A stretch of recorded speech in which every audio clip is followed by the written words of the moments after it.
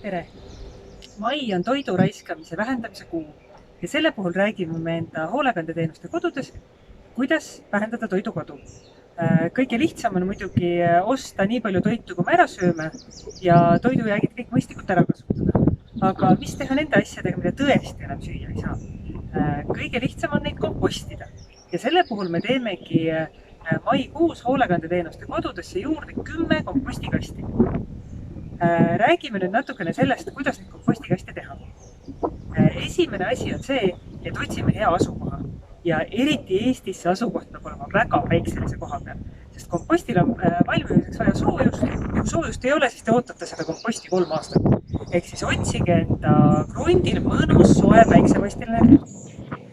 Teiseks vaadake kompostikasti suurust, et teil mahuks ära kõik aiajäätmed, köögijäätmed ja jätke umbes 1/3 varusse, sest alati selgub, et kompostikast on liiga väike. Minul on seda juhtunud 3 erinevas kodus ja jätkuvalt ma olen endale järgmist tegemas. Kui kompostikastil on nüüd suurus paigas ja asukoht paigas, siis kõige parem oleks ta ehitada 2 kambriga. Ehk siis nii kui ühes kambris kompost valmib, saate te teist täita. Ja siis, kui ta umbes aastaga valmis saab, siis saab neid vahetada. Kompostikastil on hästi oluline gaas. Sellepärast, et kui see kompost läheb liiga märjaks, siis ta läheb selliseks ligaseks ja haisvaks, ta ei valmi hästi ja ega kellegile see nii-öelda spetsiifiline kompostilõhk ka ei meeldi, mis sealt haisusest tuleb.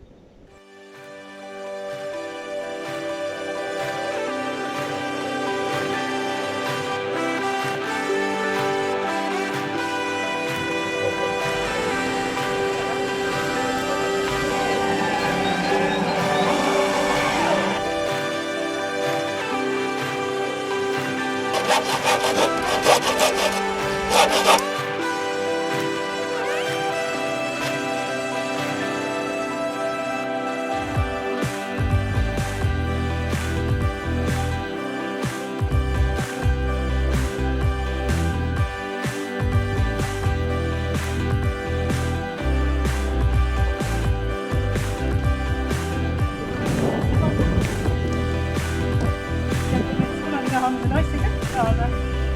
See on päris hea, vaata, kui on all pooled täis ja tahad kaevata läbi. Siis on ka päris ja siit lahti teha mingi esimese poole läbi kaevata ja siis jälle kinni panna. Kui see kompostikast on nüüd kokku pandud, siis esimene aasta tõesti kulub selle komposti kogumisele.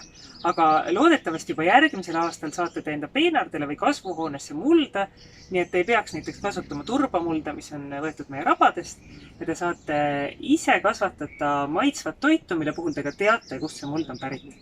Head kompostimist!